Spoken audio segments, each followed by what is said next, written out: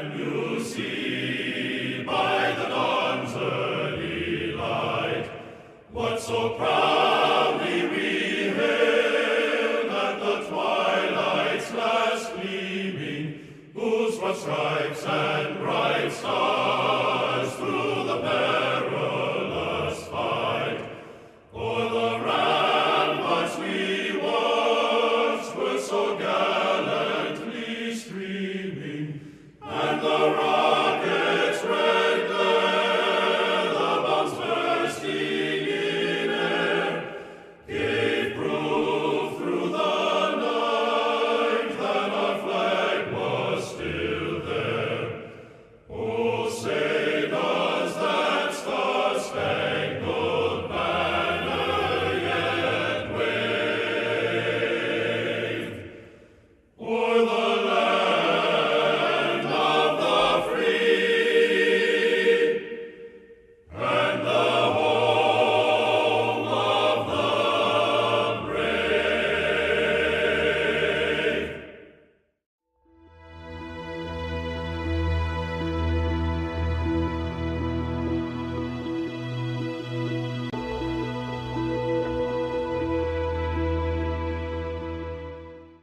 Today we have an interesting program.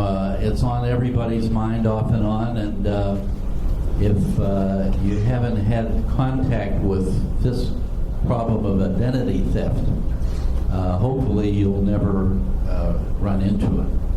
But Phil Berger is here today and his daughter to talk about this problem.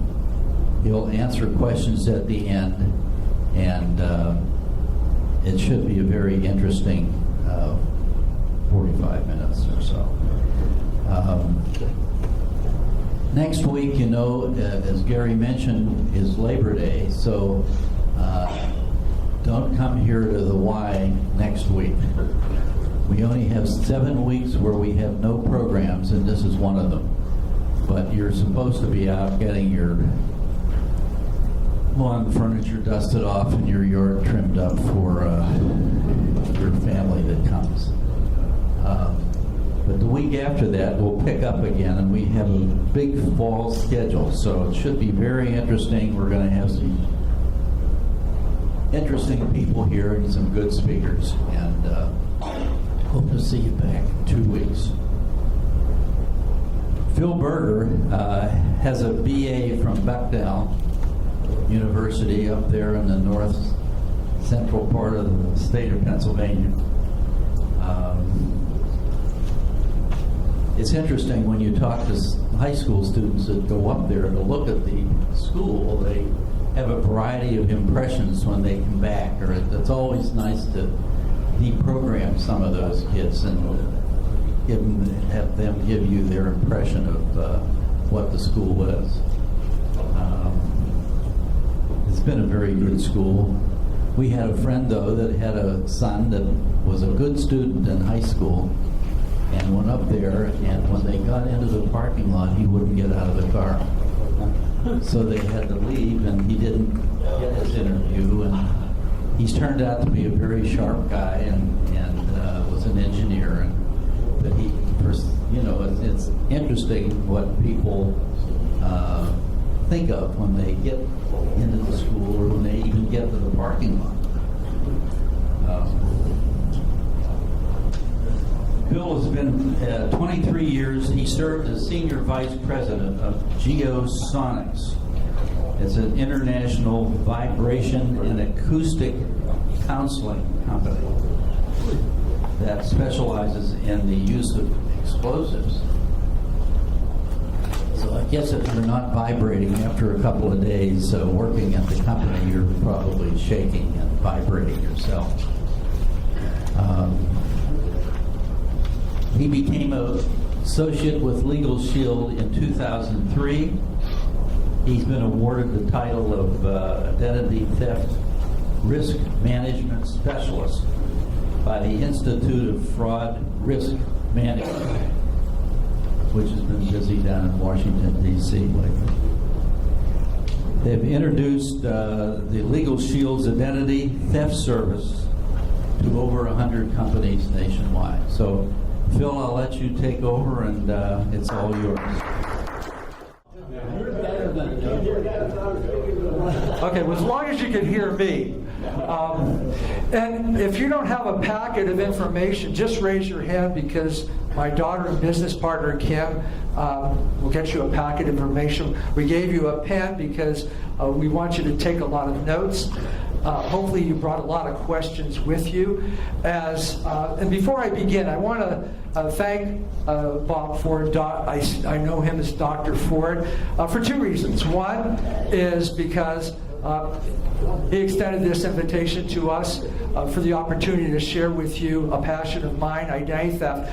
But the second reason, and even more importantly, is roughly 32 years ago, he brought my daughter into this world. And 3 days later, placed her in my arms. The most impactful day in my life. So thank you very much, Dr. Ford. So, with that said, and as he mentioned, my background, I'm an explosives engineer. I did that for 23 years. We actually started our business in the basement of a house. And after 23 years, we were in 12 states and 20 countries. And so we had a lot of success in doing that. So a lot of the implosions you saw, including Three River Stadium and hotels in Las Vegas and that sort of thing, that's what we were involved with. And so I tell you that not to impress you, but just to let you know that I have a very strong bias. I have a bias as a business owner that will become evidence. And I also have a bias in terms of how I look at the world. I look at the world in terms of risk, cost, benefit analysis. I don't make any decisions without first looking at the risk, the cost, because when you're working with explosives, that's how you have to evaluate your choices. So with that said, let's get started on the topic of identity theft. Today we're going to cover a lot, and we're going to cover it quickly, so think fast. We're going to go over the current state of the identity theft problem, the risks and associated costs with identity theft, the different types of identity theft. We're going to go over the limitations of credit monitoring and credit freezes. We're also going to talk about a lot of the misconceptions that are out there, and there are quite a few. We're going to share with you the plan that I've become associated with, ID Shield, and we're briefly going to go over a legal plan that we have, only because probably 95% of our members have made a decision to combine their identity theft plan with our legal plan. So we didn't want to leave here without you knowing at least about that. We're going to take all your questions. We don't want you to leave here without having all your questions answered. And Kim and I are going to stick around after the meeting, talk to you one-on-one if you'd like. And then we're also going to give you an opportunity to test drive our plans. If what we tell you today is of interest to you, our plans are only month to month. Again, being a skeptic, when you're working with explosives, you don't trust anybody. And so I actually didn't get involved in Legal Shield until my corporate counsel, a fellow that by the name of Franklin Blackstone, who many of you may know, investigated the company for me and said, Phil, I think you ought to become a member. So that's how I became a member, is through my attorney's recommendation. Best legal advice he ever gave me. So we're going to start by distinguishing between identity theft and identity fraud. Identity fraud or credit card fraud is the least of our worries. That's when somebody uses your debit or credit card and makes a purchase with it. It's inconvenient. You're going to have to get a new card, most likely, but you're not held liable for the damages or the cost, because as long as you let the bank know within 60 days, they'll absorb the cost. But identity theft is a different animal. Identity theft is when somebody takes your personal identifiable information and commits fraud with it. And that's what we're going to target today. Now, for me, I started studying identity theft back in 2005, and I was monitoring the progression. But for me, the first real wake-up call occurred back in 2014, an episode with 60 Minutes. And one of the top security specialists at the time indicated that 97% of all companies in this country were being breached. Now, again, being a skeptic, I thought, that might be hyperbole, that might be an exaggeration. And so I contacted a client and friend of mine who works at the cybersecurity lab at PNC. And she said, yeah, you're right, it's not accurate. And I said, I didn't think so. She said, it's actually 100%. I said, you're kidding. And she said, no, it's unavoidable. So that was, I think, the first wake-up call, perhaps nationwide. The second one occurred about a year ago today, and that was when we all heard about the Equifax breach. And the Equifax breach was a typical case where we were given some misinformation. Equifax grudgingly came out and said, well, we happen to lose 143 million case files. And it turned out it was 145.5 million. The other thing they kind of sugarcoated was they said, well, it's going to affect about 44% of the population. But what they didn't tell us is that the people that were affected were people from in the credit industry or the credit system, which is people who have worked or are currently working. So actually, among us, 80% of us were affected by the Equifax breach. The third thing that they kind of slid under the radar was that not only did they lose our credit information, but they also lost our Social Security numbers and our driver's license numbers. And you'll find out in a moment why that's so critical. Now, what is the likelihood identity theft is going to happen to you and why? This is the number that scares the bejeebus out of me. This is the number of files that we know about that have been lost since January of 2005. That's 11 billion with a B files. That amounts to 35 files on every man, woman, and child in this country. We're losing files at over 2 million files every single day. This is the equivalent of 75 Equifax breaches. So if one Equifax breach affected 80% of us, how many of us were impacted by the equivalent of 75 Equifax breaches? Right, all of us. Now, who's lost their information? Well, this is just a small snapshot of companies that you're probably familiar with. But the entire list, should you want to go and read it, you can find on a website called privacyrights.org. I wouldn't recommend that you print out the list because the last time I checked it was over 1,300 pages. And again, that is only those breaches that we're aware of. So the problem is probably a lot worse than we can even fathom. So that then poses the question, well, where is all this information being collected? And how are the thieves getting their hands on it? And how do they buy and sell it? And CBS did, I thought, a really good job of sharing with all of us information on the dark web. And doesn't know how his information was stolen, but for criminals, it can be all too easy. This is the place that you would go to buy that kind of information. Cybersecurity expert Serhat Atli took us on a tour of the dark web. So this one sells the credit card information. Where criminals sell hacked information like Damios. Here, someone's selling 1,500 names along with social security numbers and dates of birth. Then you can buy anything online. On the dark web, social security numbers can go for as little as $1, a driver's license $20, a complete medical record with detailed information as much as $1,000. How much does the Equifax hack information help these guys here? If I have somebody's social security number, the address, and etc., I can obtain all these documents with all the information that was leaked from Equifax. Is there a real potential here that somebody gets your information and turns themselves into Anna Werner 2.0? Yes, it's not easy to prove that you are you if there's another you. And that's what we hear so many times is, once you become a victim, how do you prove that you are you when there may be 3 other people who have the same documentation that you have? So what are the chances of you becoming a victim of identity theft? Well, back in 2010, it was about 1 in 9. January of 2016, it dropped to 1 out of 3.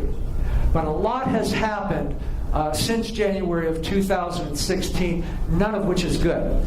And I'll give you some examples. Of that 11 billion files that have been lost, 7.7 billion have just been lost in the last 2.5 years. That means 70% of all the information that has just been lost since January of 2016. So now what are our chances of you becoming an identity theft victim? Anybody have a guess? Pretty much 1 out of 1. And and what we're seeing is it's starting to unfold pretty much as we expect. As of last year, 21% of all employees already reported having been a victim of identity theft. By now, I would guess that's probably around 25 to 30%.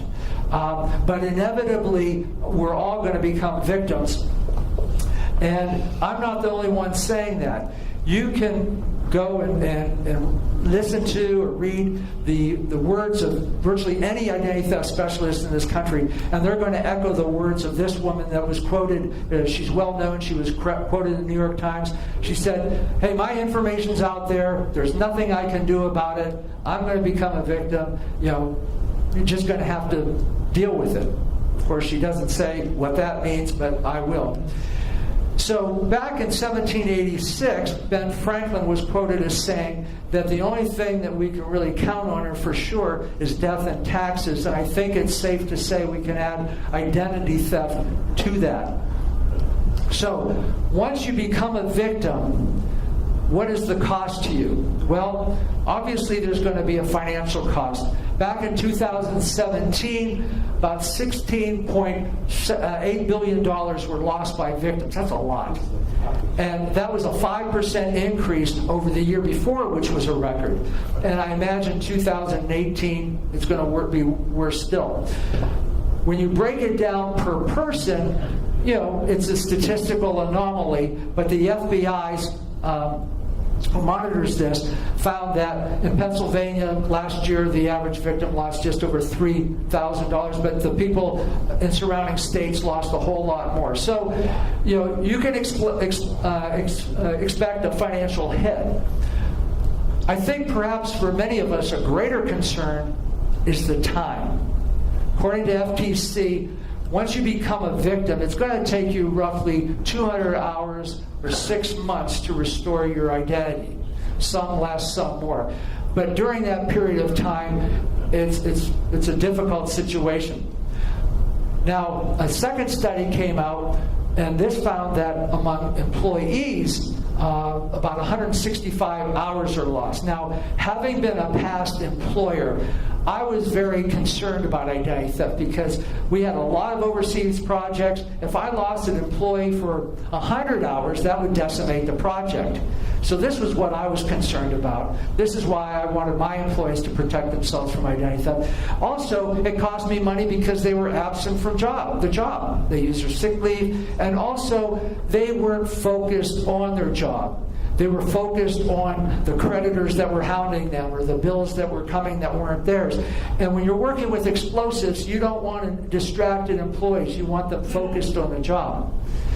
And then, of course, there's the emotional component, where 75% of those victims said it created a real stress in their life. And for over 25%, they indicated that it had a stressful effect on their family. And we're going to be showing you some examples of victims, and you can ask yourself, if this were to happen to me, would this create stress in my family? Now, basically speaking, there's 5 different forms of identity theft. One of the misconceptions is it's primarily financial. It's not. Financial identity theft only represents 17% of all identity theft out there. And again, it's the least problematic. It's the other 4 forms of identity theft that we need to concern ourselves with the most. They're the ones that are going to create the most havoc in your life. For example, let's start with driver's license identity theft.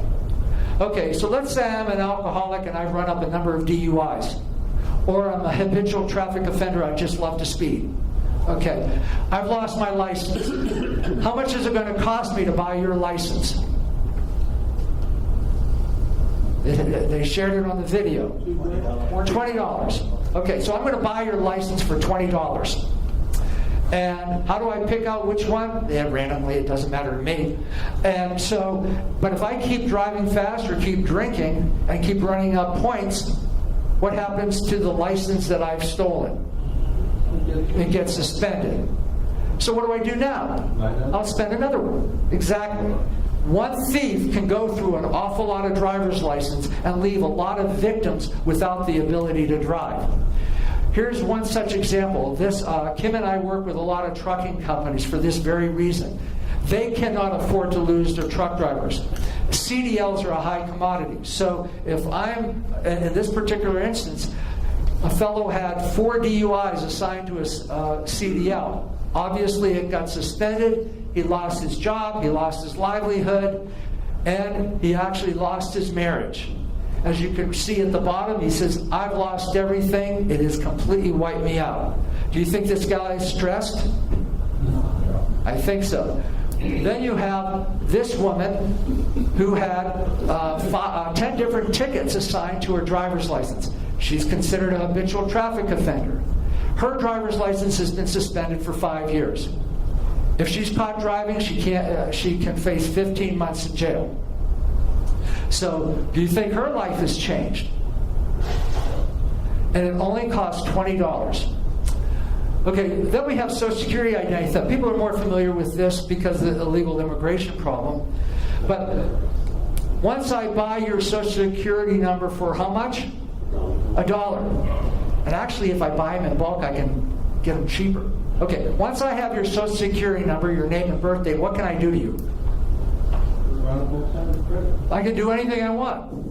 I can file bankruptcy in your name. I can buy a house in your name. I can get tax returns in your name. And CNN, I think, did a really good job showing what a Social Security identity theft victim looks like.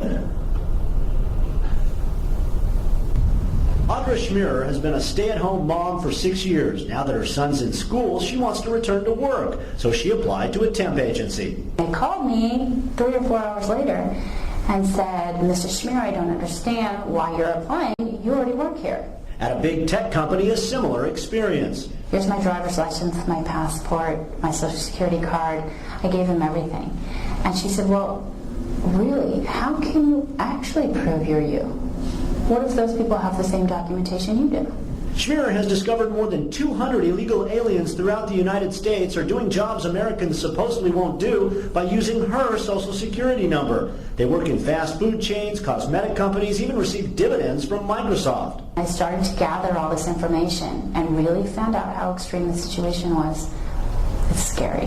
Her ordeal began last year with a bill from the IRS for nearly $16,000 in back taxes for a job in Texas. She lives in Dublin, California. My husband was actually quite upset.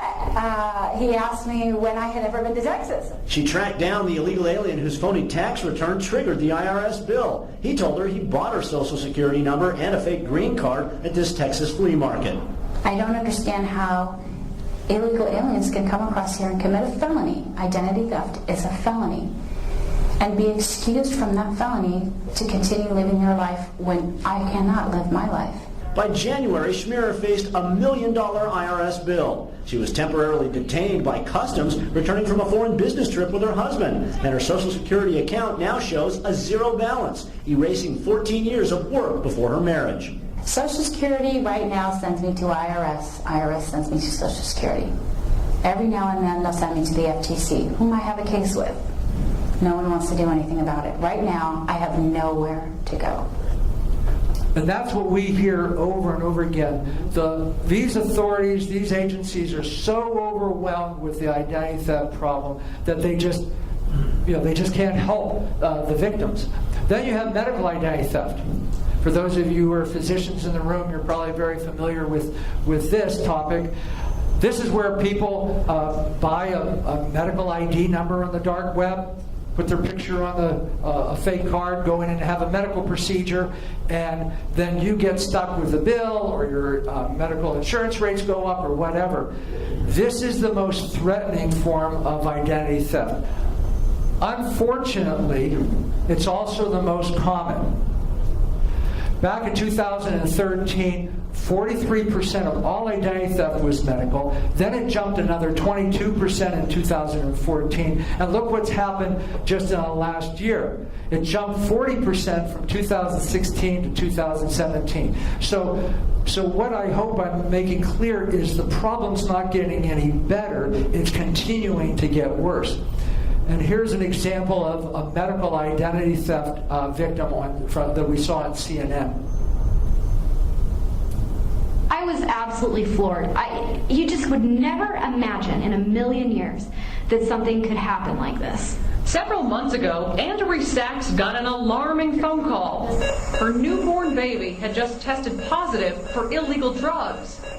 Problem is, Andrea hasn't given birth in years. As much as I denied it, they just kept insisting that yes, I was the mother of this child. There was nothing that I could say to get out of it. To make matters worse, authorities showed up at her door the next day, calling her an unfit mother and threatening to take away all 4 of her kids. When you know you're innocent and you didn't do anything wrong, it just absolutely, I was in tears. I was a wreck.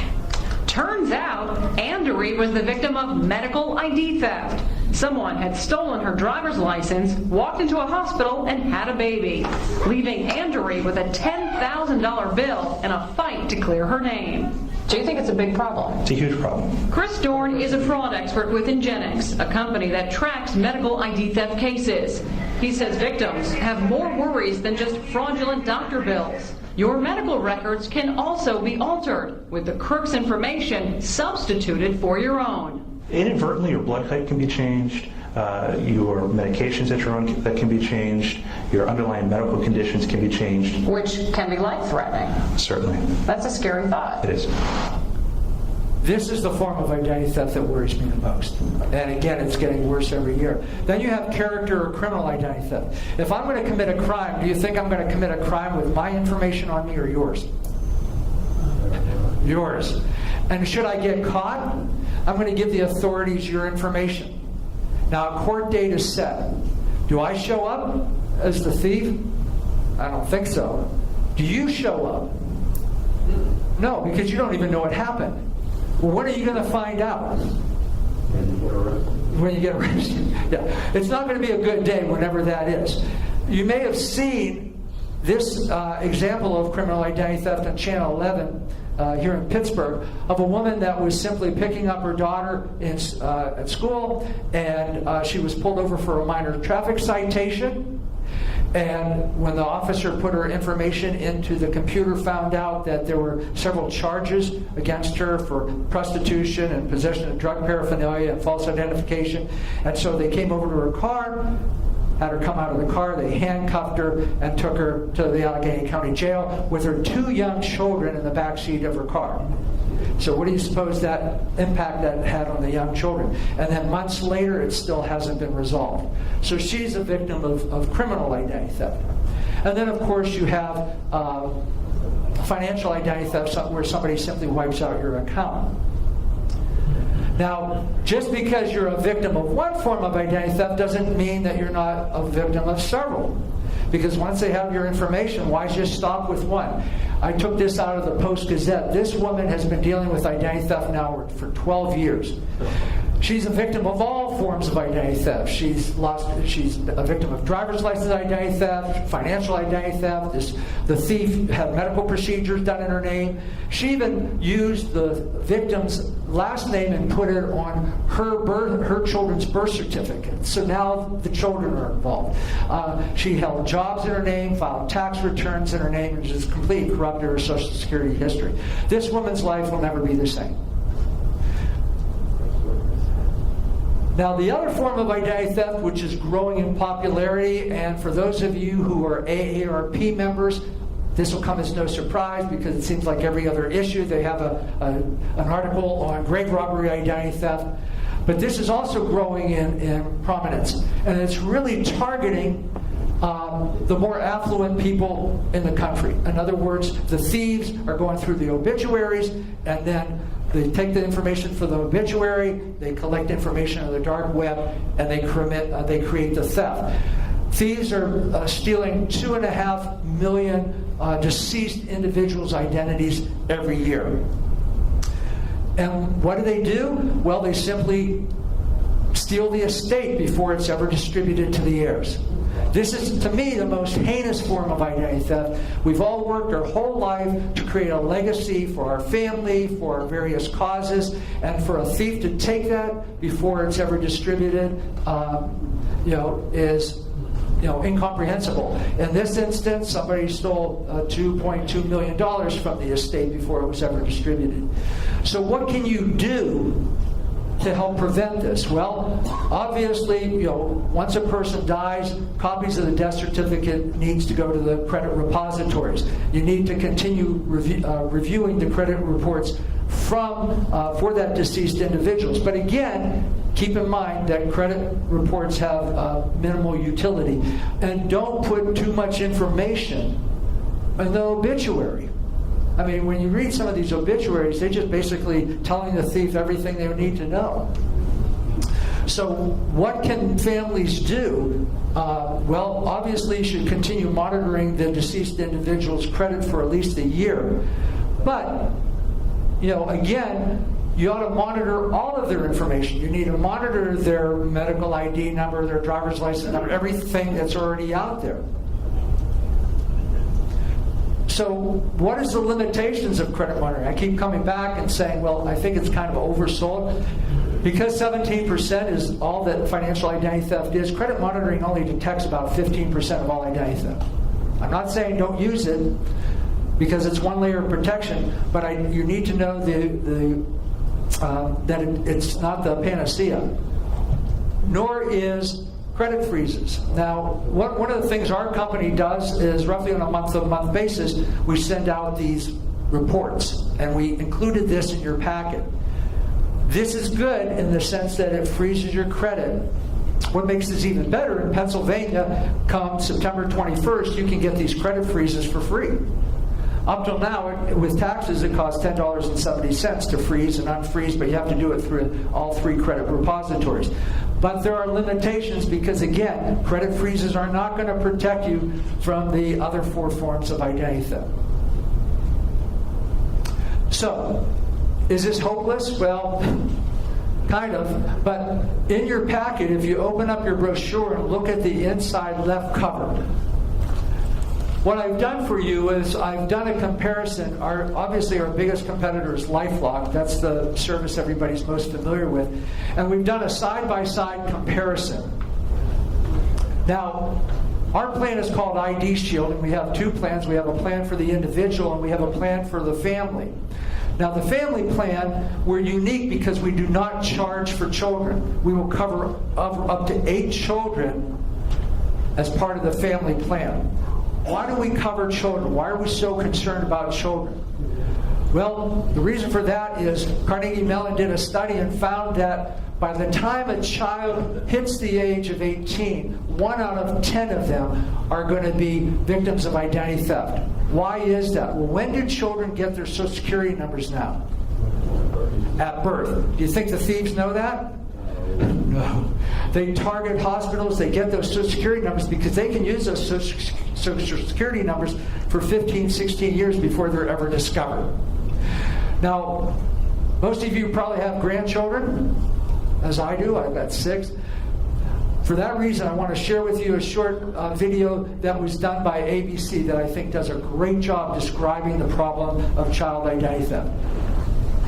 Imagine a 5th grader who is already bankrupt or a 16-year-old in debt for houses and cars. Thieves have a new target, and we learned tonight that 1 in 10 American children is the victim of identity theft. 1 in 10. And as ABC's Pierre Thomas tells us, it can be years before parents realize it. Olivia McNamara was starting her freshman year at Vanderbilt University, and like so many 18-year-olds, applying for her first credit card. That's when the nightmare started.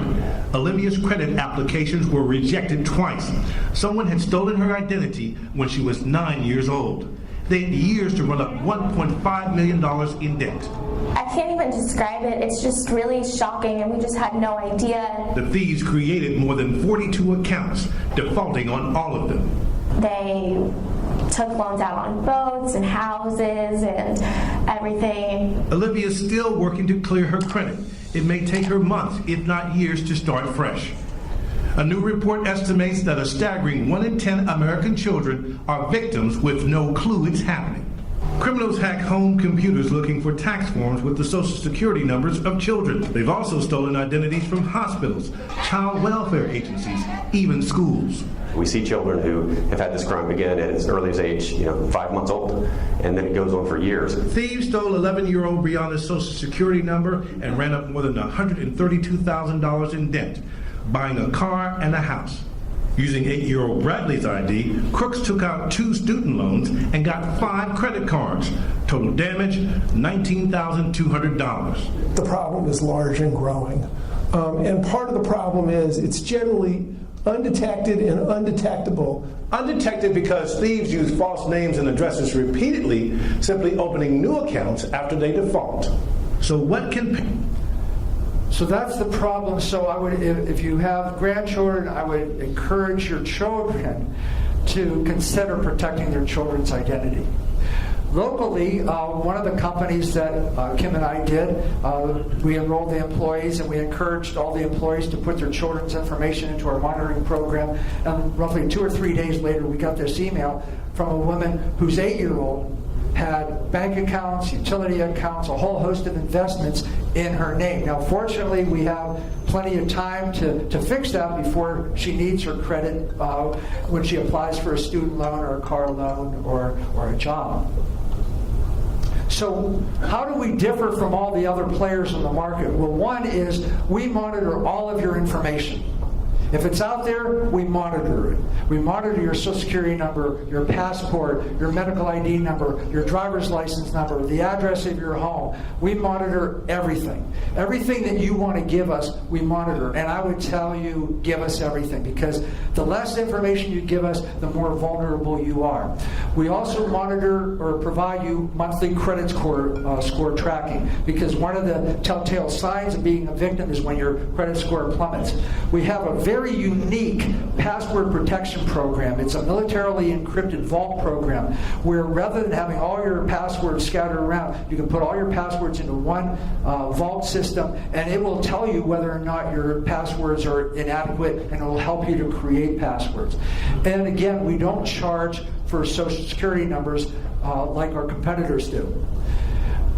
Our big ace in the hole is we've partnered with a company called Kroll. For those of you in the investment business, you know who Kroll is. Kroll is the government's risk consulting company. They work closely with the Pentagon, with Homeland Security. They handle all their very sensitive information. And we have an exclusive partnership with them. What makes them unique is they are the only agency in the world that have licensed identity theft private investigators, and they make those investigators available to us. So how do we use them? Well, first of all, with our plan, you can get any security-related questions answered. All you have to do is call Kroll, get an investigator on the line, and tell them what your security question is. For example, if you've got something that's suspicious on your phone, suspicious on your computer, you've had your mail lost, you've lost your wallet, you're going on vacation. Any questions of a security nature, call Kroll. The other thing that makes them unique is that they're available to us in an emergency 24/7.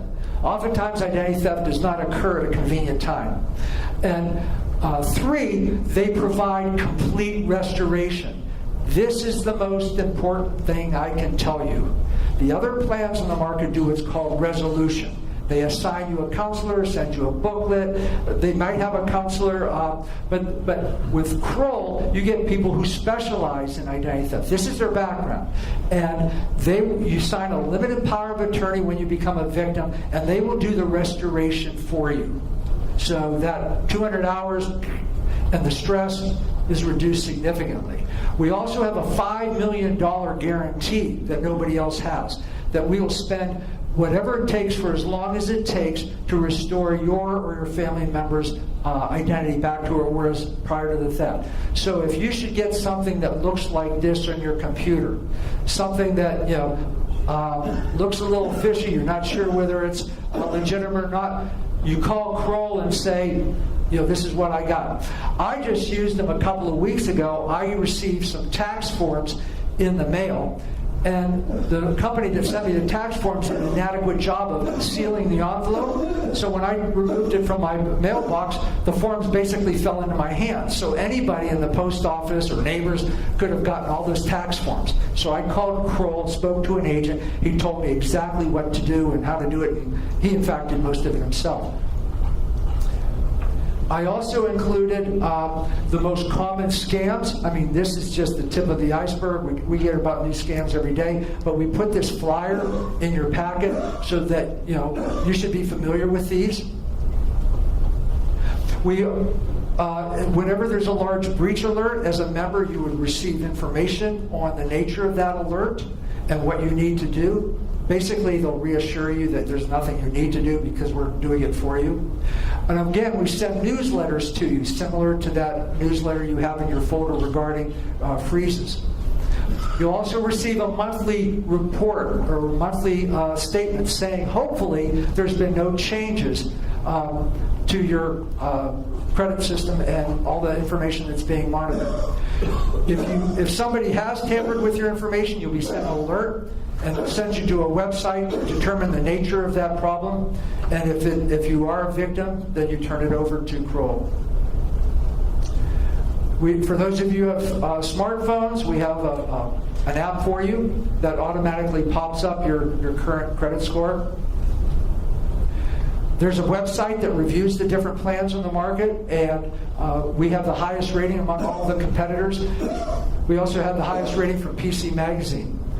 Over on the table, I actually have a comparison of our plan from all the other plans on the market. So not only do we have a comparison of us to LifeLock, but also the other 10 plans on the market. So just to quickly summarize, and I'm going to turn this over to Kim. You may have heard the name Morgan Wright. Morgan Wright is probably the top, most visible security specialist in the country.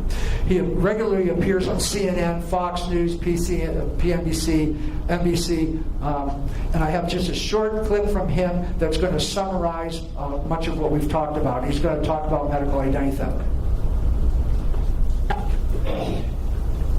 Troubling report on the growing problem of medical ID theft. Hackers are going after your medical records. In fact, according to one report, the health industry is the #1 focus of hackers, more than any other sector. Let's bring in Morgan Wright, cybersecurity analyst. Morgan, this was really surprising. When you think, okay, shopping online, retail, we've heard about the big breaches at Target, for example.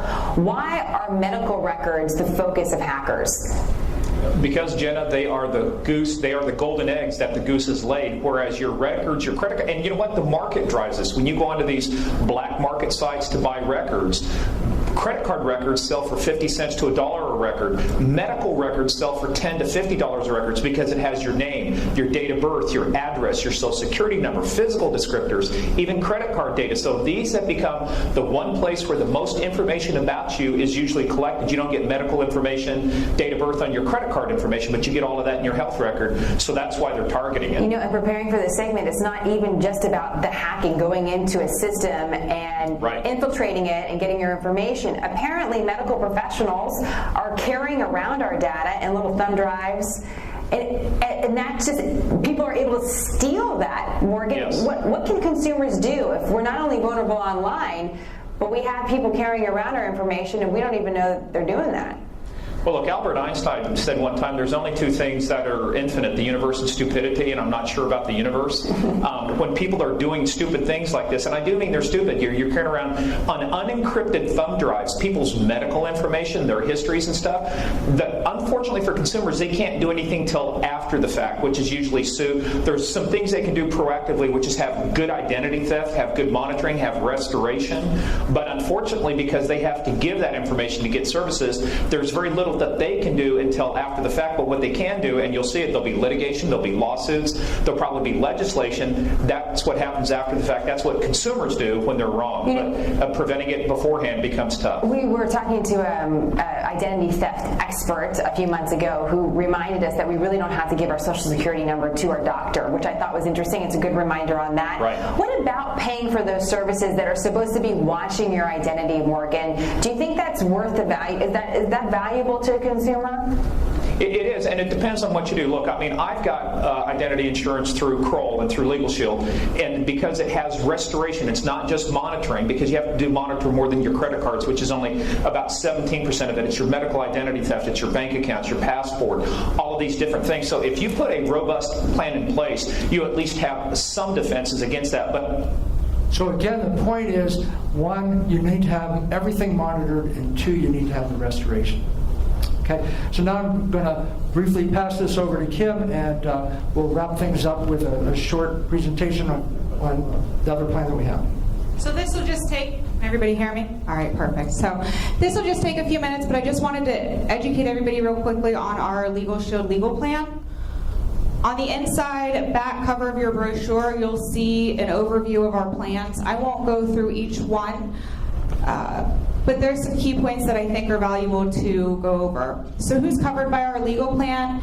You, the individual, your spouse or domestic partner, never married children, living at home or full-time college students up to the age of 26, and physically or mentally challenged children that are living at home for life. I myself have a son at home with cerebral palsy, so he'll be covered under my plan for his life. So what makes our Legal Shield plan unique? We go to companies all the time and talk to employee groups, and their uncle's an attorney, or their brother's an attorney, or their whoever. But it's important to know that with our plan, we're nationwide.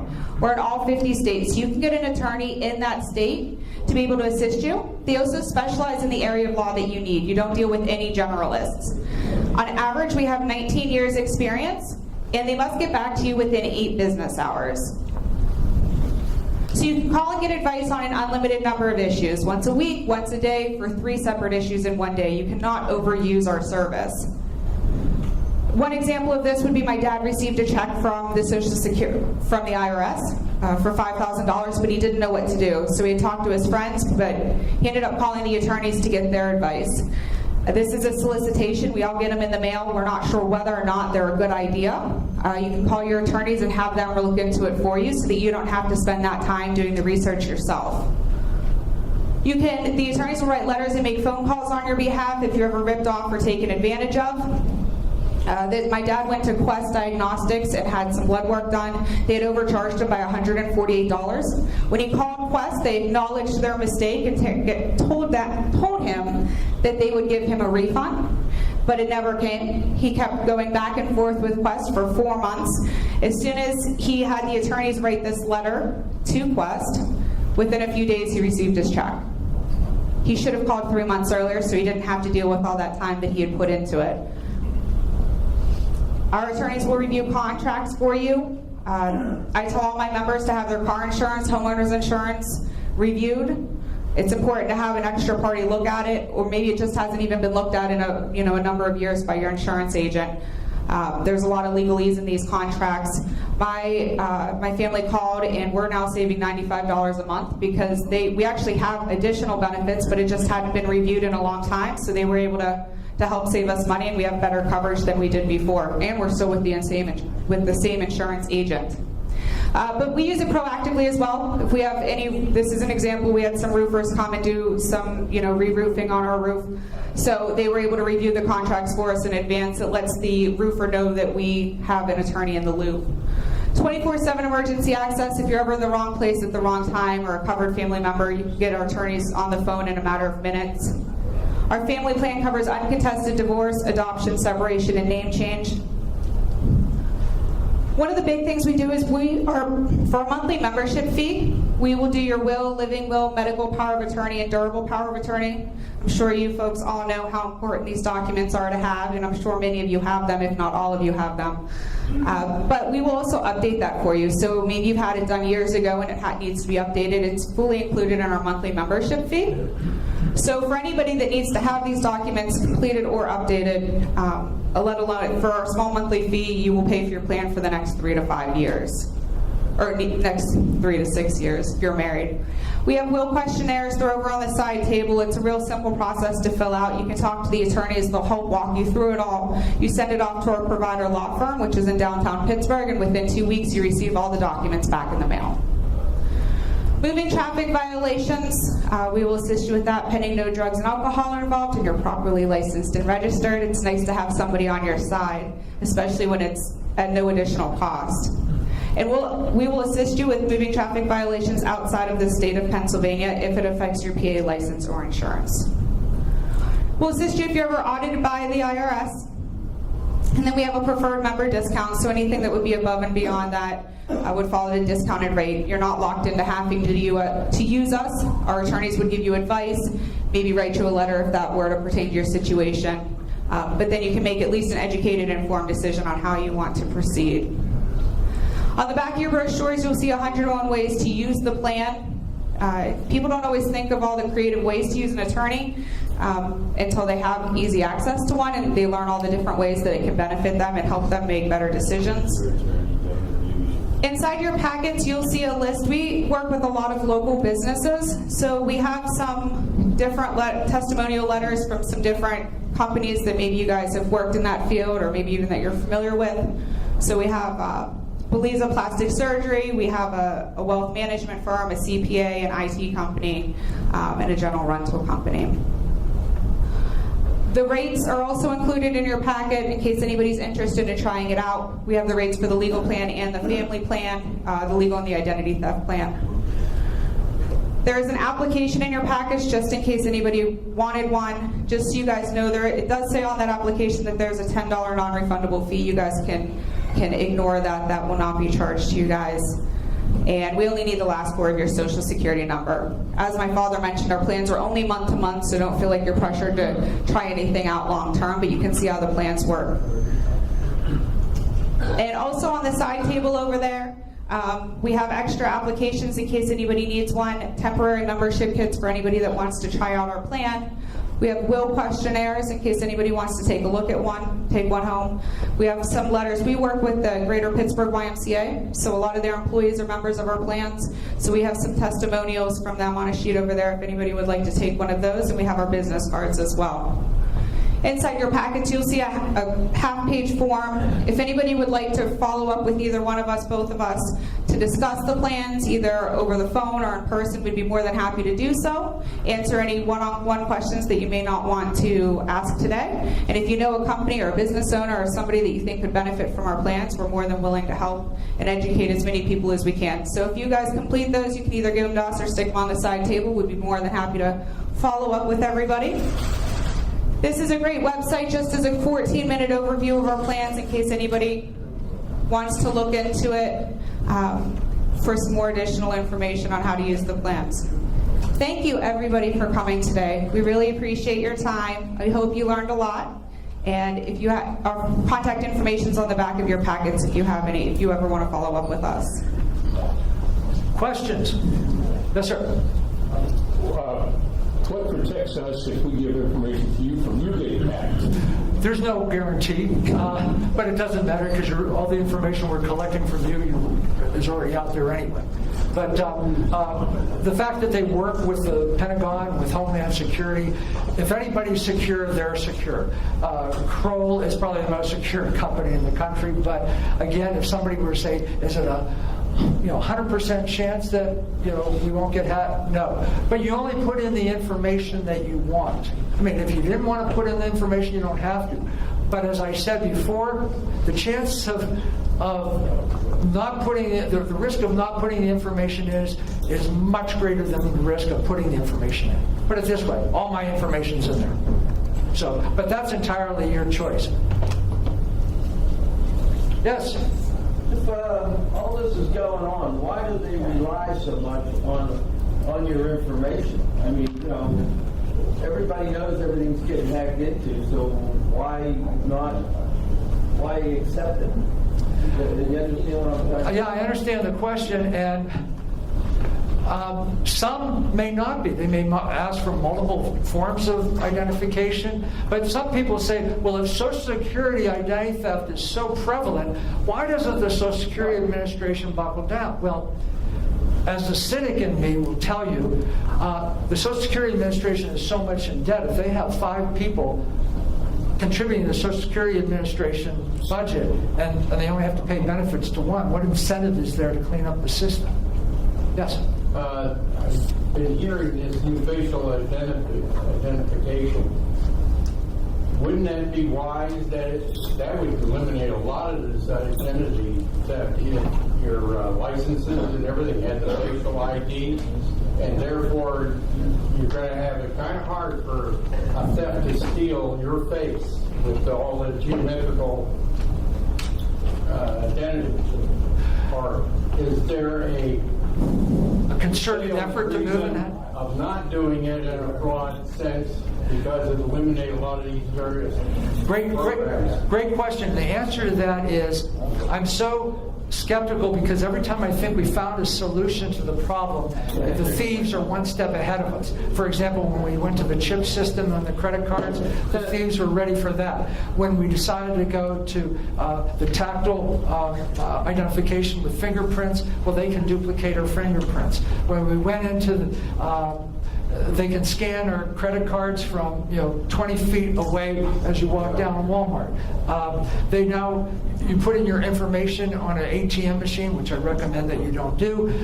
They can come in with a heat scanner and find out exactly what keystrokes you use. So every time we think we've got a solution, they're one step because the upside gain for them is so great. The chance of their getting caught is so low. It's estimated for every 751 identity thieves, only one gets caught. And usually when they get caught, it's a slap on the wrist. So, one of the things that really brought this to bear, a couple years ago on 60 Minutes, you may have seen this, they devoted like 20 minutes of their show to interview these people on how to commit Social Security identity theft. They interviewed these young fellows, they talked about how they collected the Social Security numbers, how they created false tax returns, how they submitted it to the IRS online, how they created false accounts to get the refunds, and they were gloating over the fact that they could do like 15 tax returns a day at an average of $3,000 per tax return. I'm watching this, I'm like, I don't know what the viewership of 60 Minutes is, but you just trained all these people how to make $45,000 a day. And then, to make matters worse, they replayed that show like 3 or 4 months later. So, okay, well, Kim and I are going to be around to answer any questions. If anybody wants to try the plans out, like I said, we have these temporary membership kits. Your effective date could be today.